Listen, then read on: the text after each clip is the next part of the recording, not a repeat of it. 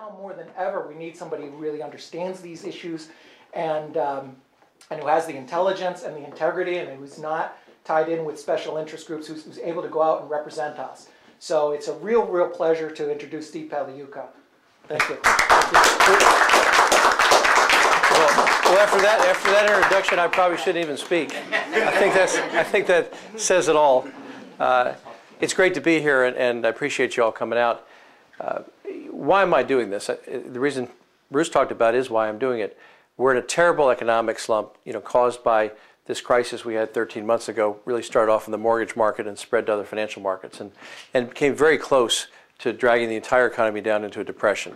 So I think the government did the right thing in stepping in and stemming the tide. But now we need to send some people to Washington that understand how to fix it.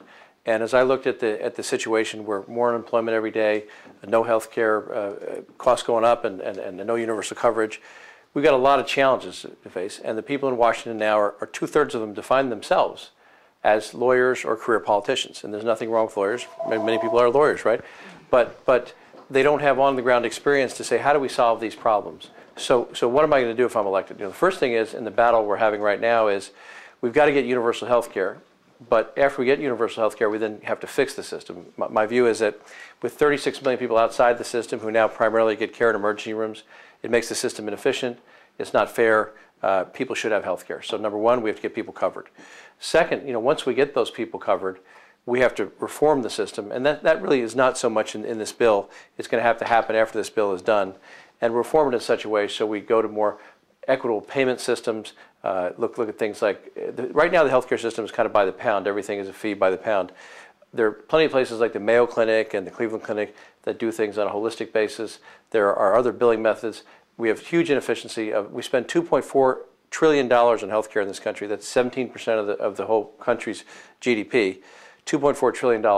It's estimated $600 billion of that is just administrative expenses because of all the different insurance plans and no central records, no uniform, no e-prescriptions. So there's a whole bunch of things we need to do to take those administrative costs out, and I know how to do that from working in the healthcare system. And then we got to reform how healthcare is being paid fundamentally, the incentive systems, and go on more of a holistic basis where if you're going to get a hip operation, there's one price for it, and you're not paid for staying in the hospital an extra day, you're not paying for extra tests. There's an average price, and we use that throughout the country. So we've got to pass healthcare reform. It's going to be I think it's going to be a key issue in this election because my opponents have now come out and said they won't vote for this bill unless you take the Stupak amendment out. And I'm pro-choice. The Stupak amendment is an amendment that talks about federal funding for abortions and cuts that off in this bill. It's the way the situation is today. But I would still vote for the bill, and then I'd try to fix Stupak later or fix it before it comes out of committee. But we've got to have health care for the 36 million people that don't have it. Every other industrialized country in the world has it. We don't. It's also an economic issue. Everybody I talk to in the state says we can't hire another person because it's $18,000 a year out of the company for health care before we even hire the person. So we've got to get everybody covered and get the cost down. In terms of the overall situation, we have 320,000 people not here employed in Massachusetts. Unemployed people, 320. That's the most in the last 30 years. We have 15 million people unemployed in the whole country. Why is that? Well, that's because we've had a terrible recession because we didn't have the appropriate financial regulation. And I've got a financial plan that'll put the right regulations in so this won't happen again. They should have already done that. You can still write credit default swaps. You can still have no doc and low doc mortgages, which got us into this mess. It's very simple to fix that. They just haven't fixed it yet because there are many special interests that have stopped it. So if we fix the financial system and we fix the healthcare system, we then have to support small businesses and businesses to grow because that's how we're going to get out of this mess. We've got to support our key industries here in Massachusetts, which are healthcare and life sciences. 1 in 6 people are employed in those areas in Massachusetts. We've got to invest in small business loans. We've got to invest in infrastructure. There's a site over by Harvard right now. I don't know if you've seen it. It's a big empty hole in the ground that was going to be a $3 billion complex to house life sciences, biotechnology, bioinformatics. That'll create an enormous amount of employment. We have the scientists here. We have the infrastructure, but they've stopped working on that. They're boarding it up right now. One of my projects is to get that going. That'll create thousands of jobs. Some of the stimulus comes in and just creates jobs for 6 months. This will create jobs for the lifetime. And Massachusetts has the people that can do this, and those are jobs that are not going to go out of this country.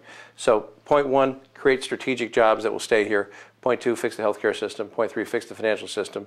Point 4, we need to get out of these wars. We've been in Afghanistan and Iraq far too long. We spent close to $1 trillion now, and my view is, from having looked at everything we've done in the last 50 years, we can't nation build these places that have different ethnic groups. They've been fighting for years. The Russians were there for 10 years. We've been in Afghanistan for 9 years. The terrorists are already out of there. They're in Pakistan. They're in Somalia. They're in Kashmir. So I'd have a policy of pulling these troops back as soon as we can, judiciously, safely, pulling them back, and then focusing them on fighting terror where it is and fighting it there. So if you do those 4 things, I think we get back in the right direction. And I think Bruce is right. It hasn't happened in Washington because of special interest, because we also have people that don't understand the world economy. I've been investing for 25 years and been all over the world. I've been out of the country 100 times in the last 25 years. And what I've seen is we have countries and companies really taking our jobs away, and we haven't done a good job of having the government work with business, work with labor to foster these key industries. If you put that all together, we can get people back to work. We can be where we should be and get a leadership position. We have a $1.2 trillion deficit per year now that we're burning through, and our national debt. Many of you remember our national debt crossed $1 trillion only in 1982. It took 200 years to just build up a total debt for the U.S. of $1 trillion. And now our total debt is over $12 trillion. Just in the last 5 years, that's been built up. So that's going to cause an enormous problem for our kids and our kids' kids unless we fix it. And I've analyzed it. The only way to fix it is to get job growth back. 60 or 70% of the deficit gets paid down by job growth. We can tax everything in the world, but that's not going to put a dent. These are huge numbers on the deficit. And with 15 million people unemployed and out of work and collecting unemployment, that's even adding to it. So my message is really 2 things. Fix the job situation, and I know how to do that, and fix the healthcare situation, and we can get back on track. And I think that the fundamental thing in America is we've got to give everybody a shot, at the American dream. My grandfather came from Italy and had nothing. My grandfather and grandmother were immigrants, didn't really speak much English, and he worked on a shoe factory floor for 40 years. Luckily, my father not luckily, but he went to World War II in Korea, and came back, and he was the only person in his family to go to college on the GI Bill. And I helped work myself through college, driving moving vans and taking all sorts of jobs. And I was going to be a teacher, and I got into the business school here at Harvard. And to try to pay for it with all the loans I had out, I got a job at a company called Bain & Company. And they taught me how to build businesses and how the economy worked. So instead of going to teach, they asked me to stay there, and I stayed there, and I've been doing that for the last 25 years. So I'd like to take that experience, bring it down to Washington. I'm not taking PAC or special interest money.